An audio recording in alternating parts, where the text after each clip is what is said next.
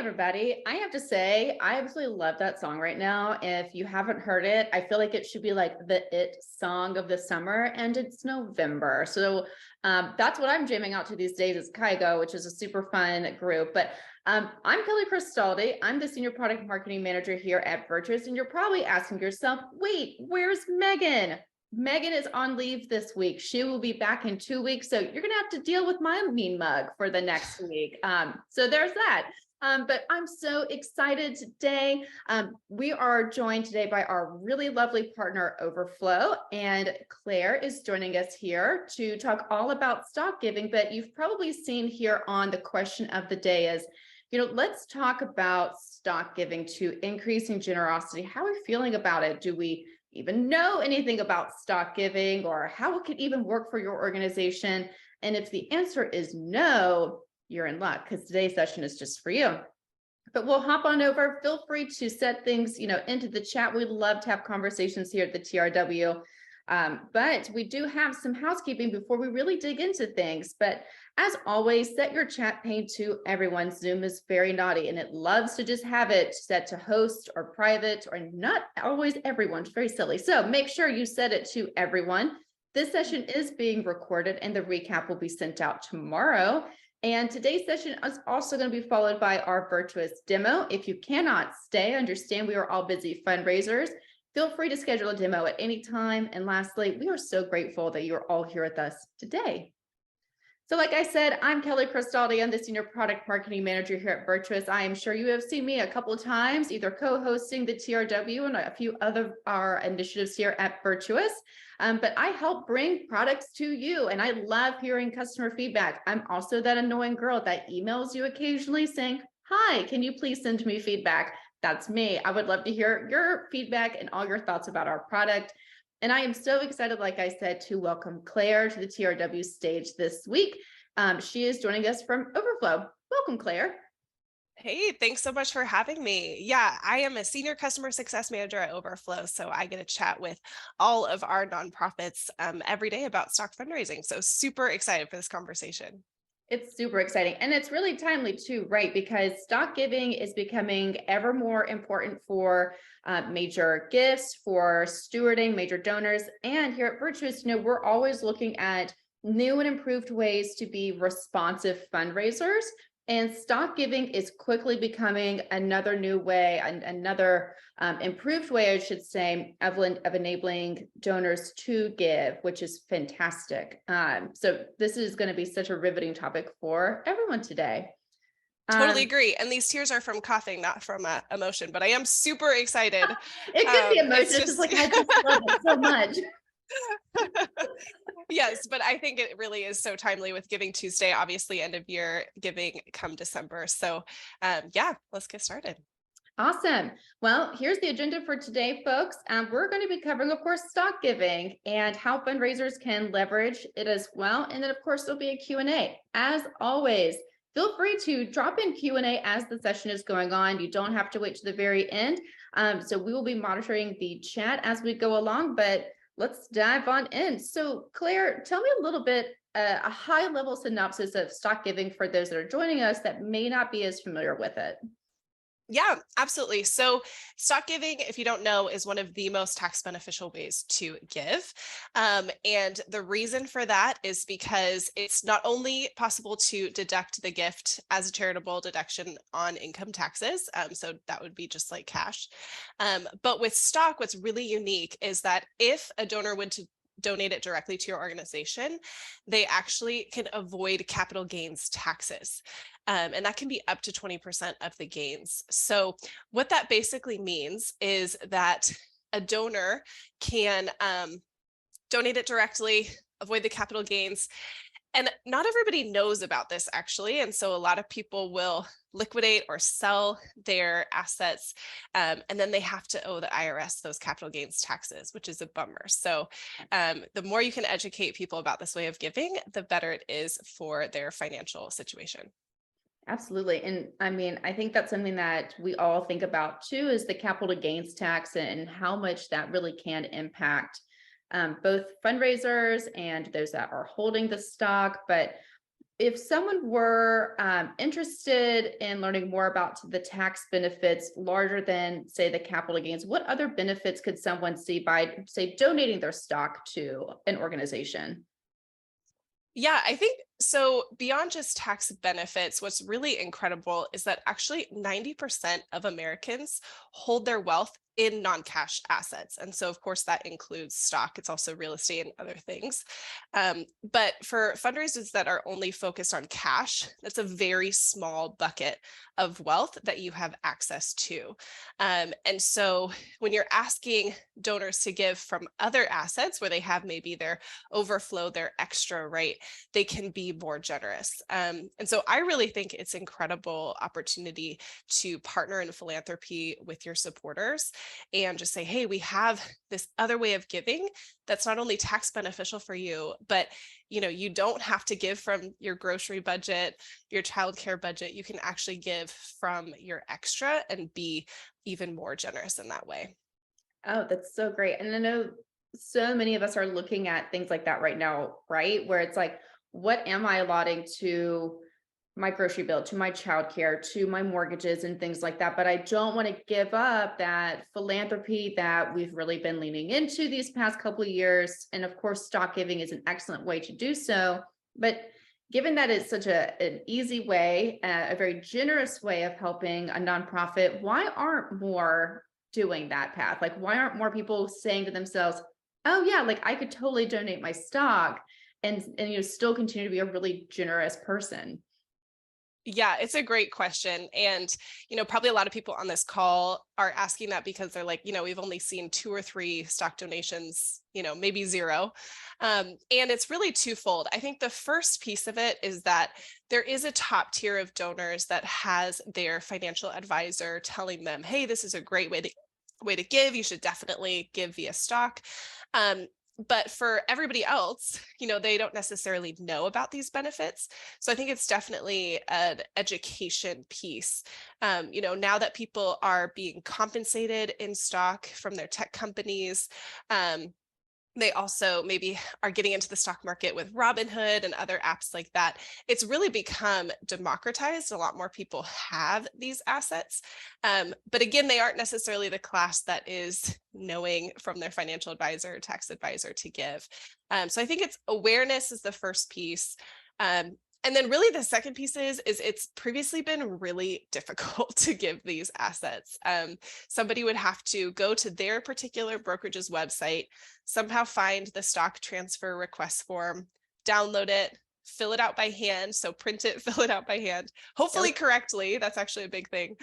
And then fax or mail it in. So, you think about the tech millennial that's being compensated in stock, and they're just like, yeah, I'm not going to do that. So, I would yeah. be like, oh no. Exactly. So that's actually why Overflow was founded, is we're like, hey, we have to make this more modern. Let's bring it into the 21st century and just make it easy and seamless, because millennials are much more likely to give if you make it convenient for them.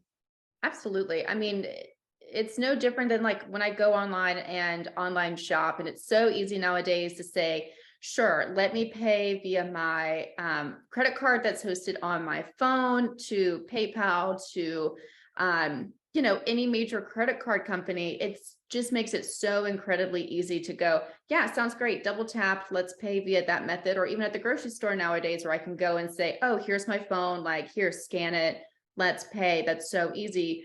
It should be just as seamless to take stock gifts too, and not go through all of that paperwork. And to be totally fair, I think the last time I saw a fax machine was when I was in college, and I was like working for a law office. And that was Yes. the last time I've seen a fax machine. So yeah, I mean, they put so many hurdles into place, but how can someone go to, say, their broker, their financial advisor, and say, hey, we're really interested in starting to give generously via our stock options to our preferred nonprofit.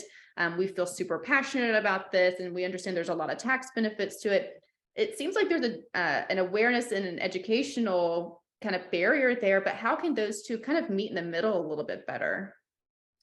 Yeah, at this point, I really think it is partly the responsibility of 501c3 organizations that are interested in tapping into this incredible pocket of wealth, um, to start to educate people about it. So it's again that education piece of the tax benefits, but then also to make it easy, right?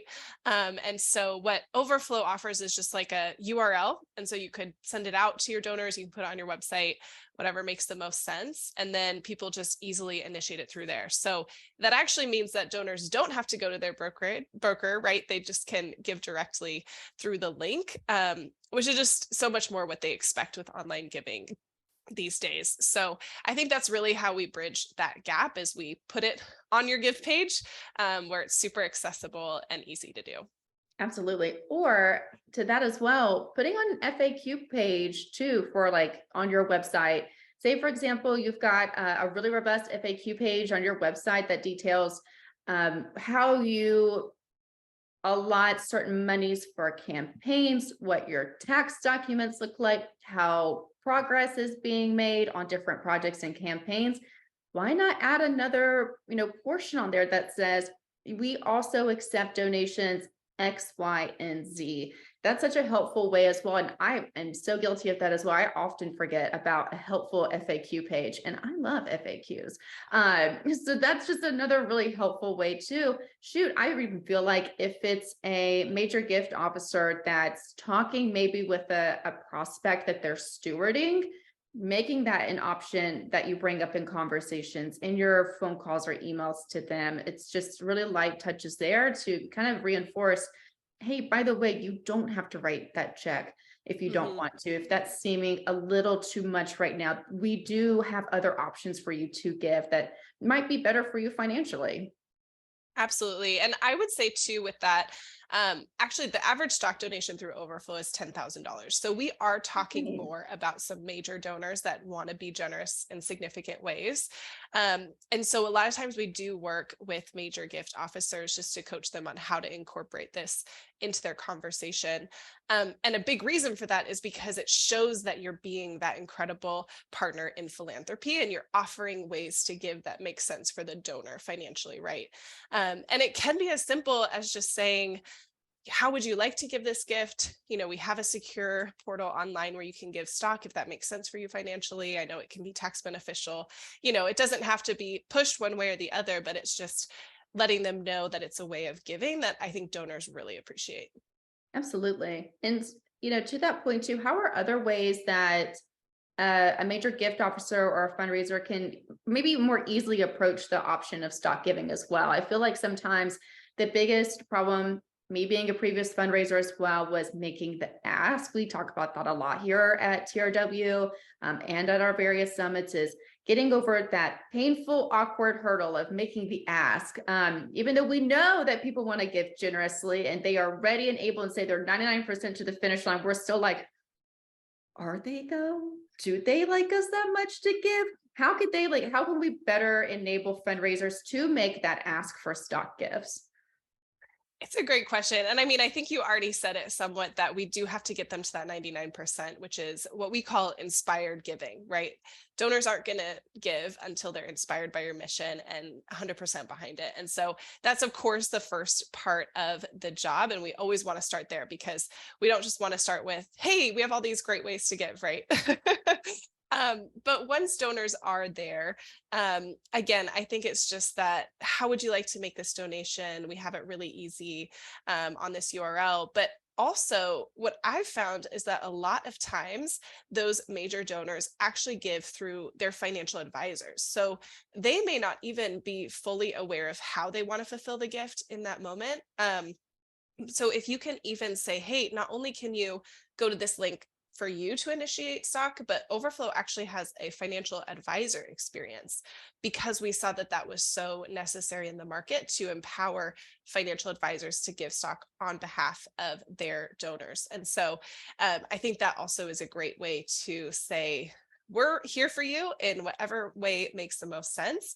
And if that means that you want to just send this to your financial advisor, here it is. So That's awesome. And speaking of brokerages, are there certain brokerages that Overflow maybe doesn't work with that? Or is it a very democratic, yes, like any and all brokerages, we can help work with and accept those stock gifts? Yeah, I love that question. So we have quite a few brokerages, all of the major ones. So you're thinking Charles Schwab, Fidelity, right? All of those are what we call directly supported on the platform. And so that means you can just give through our normal self-service experience online. And it's super easy, right? You are done in 5 minutes.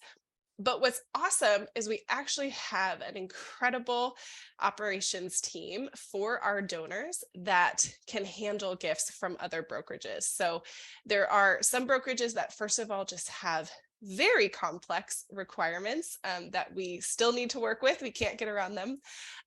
Or just a more obscure brokerage, right? That's just a little bit smaller. And so we'll just work directly with your donor to facilitate that gift. So they can still go through the experience online, and then we just follow up with the few other required information that we need. But still very seamless. And what we've found is actually it's one of the best benefits for donors, because if they were to go, what we call the old way, where they're printing out that form and filling it out by hand, a lot of times what happens is people just give up halfway through because there are these extra requirements that they just don't really know what to do with. And then they're just like, this is too much work, I'm done. And so when our team can step in and help facilitate those more complex gifts, it's just a huge value add, and it will actually mean that the significant gift is fulfilled.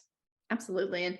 And for those smaller brokerages, of course, there are larger, like more nationally known ones. I would estimate the time to process and receive the gift is like fairly minimal. But how much time for those smaller shop, like mom and pop style brokerages, are we looking at, a number of business days, or is it just a little bit longer time period, like a week or two? Yeah, so I would say it actually doesn't really matter how big the brokerage is. It's just how efficient the brokerage is. And so we see stock transfer timelines anywhere from 1 day to 2 weeks. And the reason that's important is actually the IRS doesn't recognize a stock gift as having been given until the 501(c)(3) organization receives it into their account. And so, for example, somebody may initiate it on December 1st. And if it does take those 2 weeks, the nonprofit would receive it, let's say, on December 15th, 16th. And that's when the gift is recognized. And so we, try and do everything we can to speed that up, but it ultimately is up to the brokerages and how fast they're processing. Absolutely. So basically, the rule of thumb there is if you're going to accept stock giving for year end, should probably start looking at it within like the next week or two to start opening that up. Uh, Yeah, exactly. oh my gosh, this time of year is so crazy. So it's just kind of like, what can we do now to make sure we hit that December 31st date is truly insane. But kind of shifting gears here a little bit, we've kind of talked about the process of receiving the stock gifts, how we can steward donors into pursuing that as a method of expressing their generosity. But once they give the stock, the donor, how can we expect how can we expect a major gift officer to continue to nurture that relationship? So it's not just a one and done kind of transaction per se, but how can we continue to like steward and nurture and perhaps become a lifelong major donor? Yeah, absolutely. I think the first thing is just a quick acknowledgement of the gift, and really just letting people know that right away, hey, we are so appreciative of your gift. And so Overflow actually automates the acknowledgement letter for you, which is really helpful because there are some specific stock guidelines that we have to have in the acknowledgement letter that's a little bit different than cash. And so you can just easily send them out, and that's done. But I would also say we highly recommend going beyond that and showing the impact that that gift made, especially if it's a significant gift. Donors want to know, hey, I gave, what happened to it? Like, where did it go? How was it used? Who was impacted by it? And so having some sort of reporting structure back, which I think, Virtuous can really help with the responsive fundraising. Like, it's a full cycle of fundraising, and it definitely doesn't stop just with that gift. No, it doesn't. That's amazing that y'all actually generate the receipt post the gift. We just talked actually about receipting this week on our other sister series, Virtuous Now, and personalizing receipts, getting them automated, sending them out is such a key part in one, acknowledging a donor's amazing gift to your organization, but also following through, because so often in that block of time after our first gift is initiated, that is the time to really start nurturing that relationship. And with most, there really is no hard and fast rule for, say, smaller, $75, $50 gifts and when you need to send a receipt. But with stocks, there actually are a lot of rules around that, which, as there should be. So that's great that y'all take on that as well. And that's not something for a fundraiser who's like, oh my gosh, I need to send out like 20 receipts today because yesterday's Giving Tuesday, or like 200 receipts, and someone would stop giving and I don't know what to do about that. And there's like all these rules and regulations, and your team can come in and say, yes, there is. Thank you so much for processing that gift. We're going to send out the receipt. Don't worry about all of the crazy IRS rules attached to it. Just pursue with the other folks, which is insanely helpful for a workload. I could not even begin to imagine how much help that would be. When I was a fundraiser, I was like, oh my gosh, the to-do list, the Post-it notes everywhere. Absolutely. Absolutely. I 100% agree with that. Oh my goodness. That's just fantastic. Do you have any other like best practices or tips and tricks to share with folks? I think the big thing is, really just include stock wherever you talk about cash. That's really my big rule of thumb, is that it should be just presenting options to your donors so that they can choose what's best for them. And so again, it isn't just pushing one way or the other. That doesn't really make sense. You're still going to see majority cash gifts, but you're going to be able to unlock higher value gifts in stock. And so presenting both, I think, is going to be your best way to go. I think you're right. Well, this was an amazing chat. I'm going to go back to sharing some quick slides. We've got this amazing fundraising hotline from Overflow. Claire, I'll let you take this one. Yeah, absolutely. So we have a text community of fundraising leaders, and we send tips and tricks and mostly encouragement every few days to the hotline. And so if you just need to be encouraged and lifted up in this time, and I know it's so busy, there's a lot going on, we just send some inspiration and ideas to continue to encourage you in your journey. So I would definitely recommend opting into this. You can just text that number below with the keyword web. And then I believe we're also sending out a link after this or in the chat to download a free ebook about stock fundraising. So also definitely check that out. Yeah, folks, we've got that going out in the email tomorrow to everyone that's attended. I will drop it in this chat as well, so everyone has it. But given everything that we just talked about too, I think that checklist is going to be insanely helpful on getting, fundraisers up and running for stock gifts, how to perhaps work that with Overflow, hopefully. So that'll be an amazing resource. So I will include that here in the chat, but I kind of want to sign up for the fundraising hotline. It's just like, I want daily affirmations. Please do. Everyone's welcome. That's amazing. Well, Claire, it's been an absolute joy having you here with us today. Next week, everybody, we have Megan will still be out on leave, but we will have our fabulous Stephen Boudreau, who you all know and love, and our other colleague, Eric Tamales, who will be joined by Angel Aloma of Aloma Fundraising Strategies to talk about all about the psychology of fundraising and marketing, which honestly also sounds incredibly informative for everybody within a nonprofit organization. So definitely tune into that. But we've got a little bit of time before our demo with Jimmy. If there are any questions, please feel free to drop those in the chat. I know for one, I feel like I've walked away with just a lot more understanding of stock gifts. I know that it can be to your point, a kind of a confusing topic. It's like, I got to go do what with my brokerage, and they're going to like, I don't know if fax machines involved, but to be able just to go into an online portal, an online giving form, and simply select that as an option to give, that's amazing. Yeah, absolutely. And also, I forgot to mention, but for the nonprofit, it's also pretty easy because you don't have to sign up for a brokerage account. If you have one already, you can use it, but we also offer automatic liquidation services. So hopefully that also takes away some of that fear to step into this, just knowing that, it's seamless for your donor, but it's also seamless for you. That's awesome. That's very helpful. I don't see any chats coming through right now, but thank you again, Claire, so very much. It's been an absolute pleasure having you as our co-host today. Next up, we have our our solution engineer, Jimmy, who's going to be joining us today, and he's going to give a nice overview of our Virtuous platform. If you'll give me just a minute. Awesome. There he Thanks is. so much for having me. Awesome. Thank you, Claire. Bye. See ya.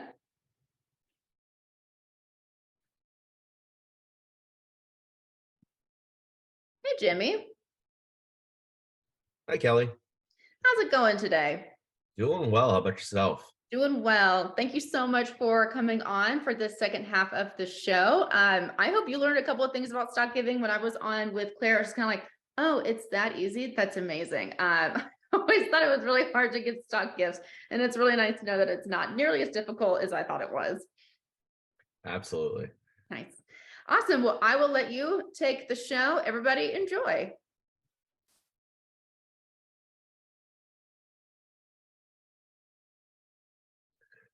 Nice to meet everyone. My name is Jimmy Copa. I'm a senior solutions engineer.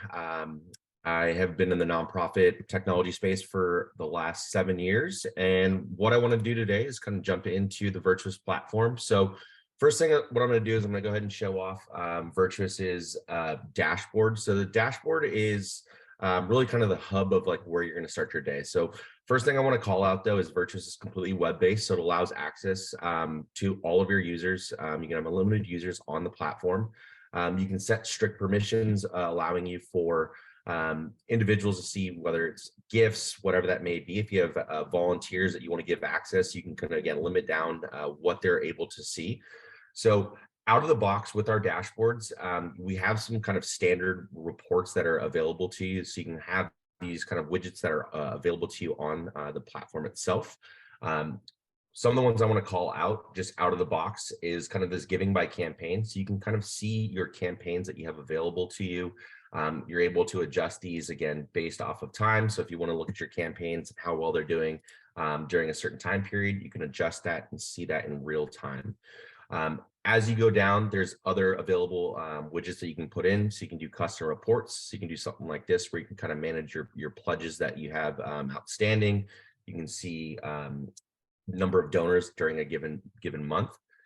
And then as we go down, you can also manage your tasks. So the tasks are tasks that you can either have automated, or you can have them set up where individuals can come in here and you can assign them to unique individuals.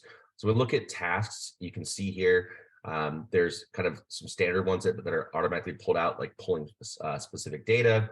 Maybe there's certain gifts that are coming through. The nice thing with these tasks is you can mark them complete as you go through.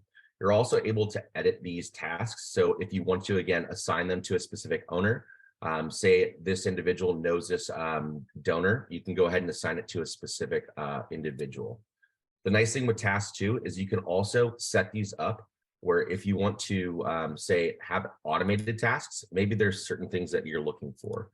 Maybe it's first time gifts. If there's an upcoming birthday, you can set these up so these tasks are automatically assigned to unique individuals within your organization. Within the tasks, again, there's multiple ways that you can use this. As we go over here to this activity feed, this is like a social feed. So the way that I look at it is these are individuals that you are assigned. So they're within your portfolio, maybe you can see anything that's going on with these individuals. So whether it be that they've given a specific gift, they've received certain mailings, And also, if you want to set up like specific individuals that you're following, you're able to see everything that's going on with each one of these individuals within the platform itself. Now, as we scroll down below, this is what we call the best calls to make today. So best calls to make today, when you look at this, there's a few things to call out. There's these virtuous scores that we have in here. So there's both a financial and a social score. So the financial score is going to be based off of the recency, the frequency, and the amount that they've given to your organization. Whereas the social score is going to be based off of their email address that's tied there. So you're going to be able to look at any sort of like social media platforms they're tied to, if they're tied to like Twitter, LinkedIn, those sorts of things. But it's also going to be tied to other individuals that are within your database, like where they are within their location, how many other donors are within that specific region, as well as the density of the population within they're in. So the other thing to call out is you'll also get these kind of like tags that are going to be tied towards kind of like what's the best action to be able to do this. So this is kind of ties back to suggesting like what the best action to take is. So this might be a financial gift based off of, again, how much they've given in the past, their financial score, or the social score. They have a higher propensity to be able to, again, reach out. So they could reach out to individuals within their network, ask them to post a social media post about an event you have coming up. But the nice thing too is it also gives you this date of their last gift. So it might not be best to reach out to this person to give a financial gift, but it may be better for them to reach out socially to their network and share a little bit more about your organization. The also nice part is this lapsed donor piece is if a donor hasn't given in a while, it might be best to reach out to them to say, hey, just want to reconnect with you, be able to ask you for a financial gift, or again, just re-engage with that individual donor. The other nice piece with this kind of best calls to make today is also thank you calls. So when you go to thank you calls, this is going to show all of the recent gifts that have come through. So again, I can reach out to these individuals. Maybe I want to target donors that have given it above a certain level. I can come in here and look at the amount that they've given. I can reach out directly to them and go ahead and make that thank you call. You can also mark these as complete directly here from this dashboard. So moving into now like a contact record, this is really going to be where the meat of your data is really going to be living. So there's a few standard contact types that we manage. There's households, organizations, and foundations. However, you can add in any sort of custom types that you want. So you can track like say like churches or hospitals or school groups, whatever that may be. You can add those additional kind of contact types within the platform. So one thing I want to really kind of call out with Virtuous is the way that we look at this is we look at contact records at the household level.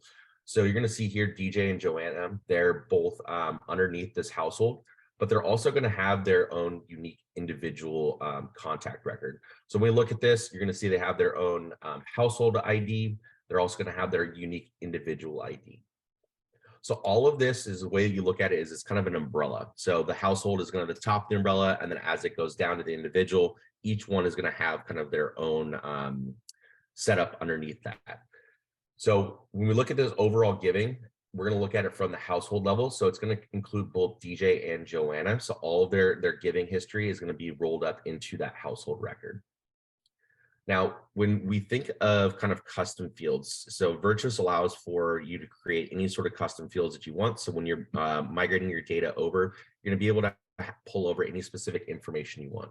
So when we look at kind of this custom data here, we can see both some of the unique custom fields that we have. So we have donor interest here, so we can see kind of what they're interested in.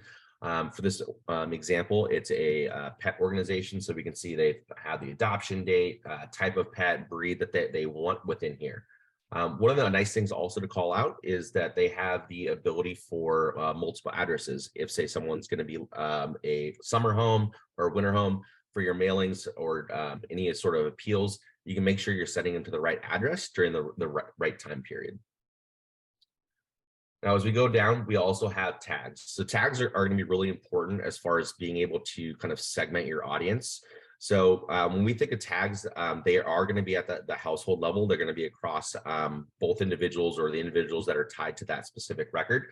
But with tags, again, you can do certain things to be able to, again, tie specific pieces to it. So whether we know that they're a lapsed donor, or if they're tied to a specific membership group or recurring giving group, you're able to see all of these, which is all going to really tie into the ways that you segment your data, and then also from an automation standpoint. So if you ever need to have some automations based off of the tags that they're tied to, you can use these tags to really utilize that information.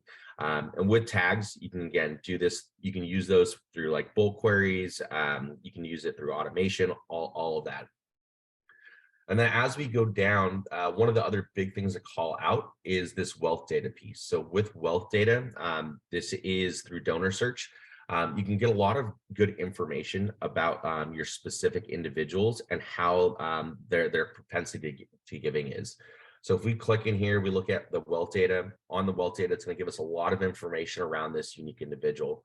One of the things that I really like with this wealth data is you can also look at like their sector giving. So maybe you know a specific donor is tied more to education, and we have a new education program coming out. I can reach out to that specific individual and be able to reach out directly around, hey, our education program. So tying really that key interest of your donor back to the ask that you have. And so with these tags, it really is just kind of shorten the time to prospecting.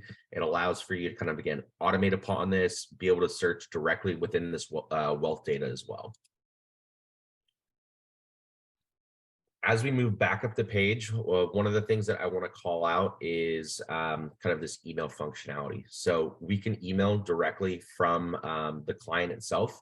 So we can come in here, we can select the recipient that we want it to go to. We can select a predetermined template within this specific area. So it's going to get pre-populated content that you've already created, and you can send this directly to your donor. And again, it's going to pull in some key information based off of the information that's tied in there through smart tags.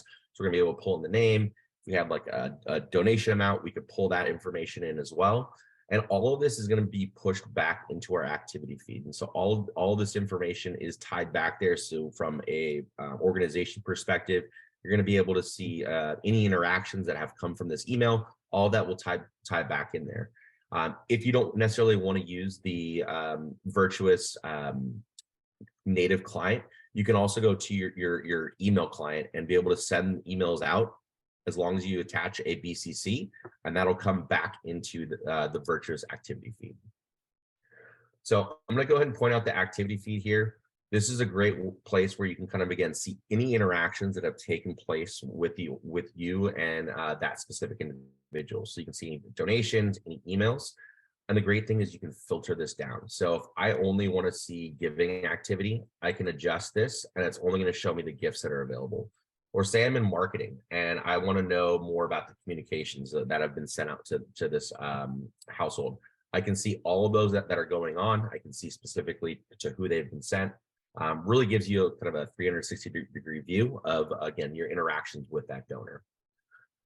Some of the other cool things that Virtuous offers is we offer web history. So we have what we call a responsive listener. A responsive listener essentially is a snippet of code that you can put on your website. So if anybody ever comes to a website and clicks on something, you'll be able to see that within this web history. So we'll be able to see clicks, interactions with the website. It's really good perspective, again, how your donors are interacting. And it's a great way to kind of, again, listen to like, hey, where are they really interested in? The other piece is this social insights. And so with social insights, this is a piece where we can come in here and we can now look at essentially where our donors are interacting. So I can see, again, their Twitter information. So this goes back to that social score. We're able to see, again, their social profiles. We're also able to see photos. One of the nice parts about this photos piece is maybe it's the first time interacting with the donor. I've never met meeting them in person. Instead of saying, hey, I'm the person in the red shirt, I can come in here. I can know, hey, this is what DJ is going to look like. I can easily spot them. It's a great way for you to, again, get to know your normal donors and also just be able to, again, put a face with a name. So moving it into automations. Automations is really one of the essential pieces of Virtuous. It's essentially going to be able to show you like workflows that you're going to be able to work through. So they're able to make connections with your donors and really help you do that at scale. So they're workflows that are going to be multi-channel and allow you to communicate with your donors. You're going to be able to streamline some of your internal processes that you can set them up where it's either a fully automated, no touch needed. You can do them where there's automation where no touch is needed. There's some personal interaction. It's really up to you how you go about doing these. So with our automations, we have some best practice templates. These are ones that are going to be out of the box available to you where we know that they work with donors. So you can have something like a birthday celebration. Typically with birthdays is, I know in the past with birthday celebrations, we would just send one out on the beginning of the month and it would cover all of November. But that's not really personalized to that individual that maybe has their birthday on November 15th. I want to be able to send an email specifically on their date. So we've set up this birthday celebration kind of template. And then one of the other key ones is this new donor welcome series. So as a new donor comes through, we want to be able to have this new donor welcome series where it's going to be able to send them an email or whatever that might look like. So I'm going to go ahead and hop into that new donor welcome series.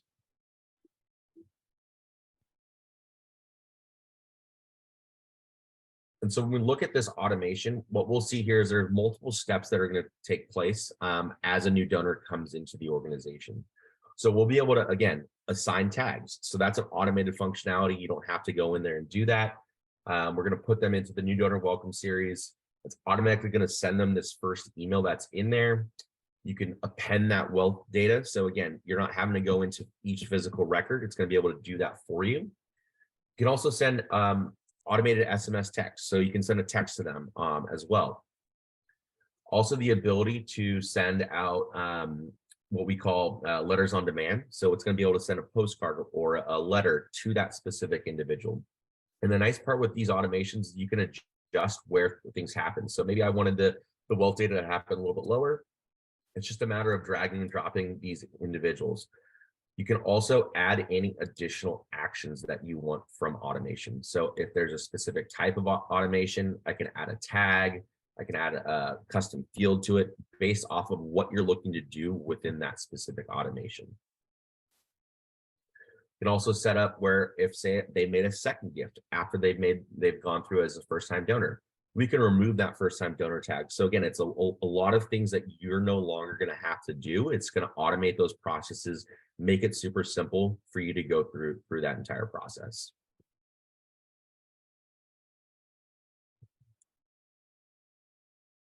Now, looking at giving pages, one thing that to look at with Virtuous is we have a few different ways that you can do online giving forms.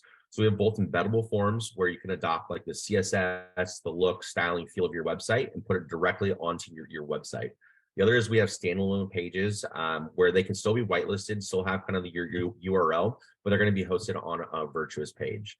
And so when we think of donation pages, there's a few things that you want to take into consideration is some of the key features that Virtuous offers is we have what we call a smart ask array.